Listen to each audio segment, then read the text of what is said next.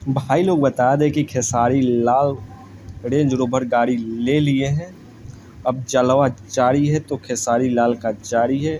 Power star Pawan Singh के fan कह रहे हैं कि पवन सिंह पहले रेंज रोवर गाड़ी लिए थे, उन्होंने वीडियो दिखाया, उनका वीडियो काफ़ी तेज़ी से वायरल हो रहा है। लेकिन खेसारी लाल ने 3 लैंड क्रूजर के बराबर एक गाड़ी लिए हैं रेंज रोवर, जो काफ़ी बेहतर है।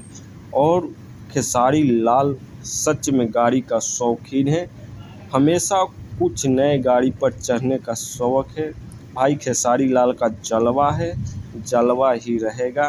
कितना भी पवन सिंह के फैंस बोले कि पवन सिंह आगे हैं, तो ये मानने योग्य नहीं है। खेसारी लाल गाड़ी के मामले में सबसे आगे है। भोजपुरी में सबसे ज़्यादा कोई गाड़ी लेने वाला है तो वो खेसारी लाल है, और हमेशा नई नई गाड़ी लेते रहते हैं। डिफेंडर के बाद सीधे रेंज रोवर गाड़ी लिए। बताइए जलवा किसका है, ज़रूर से कमेंट करके बताइए।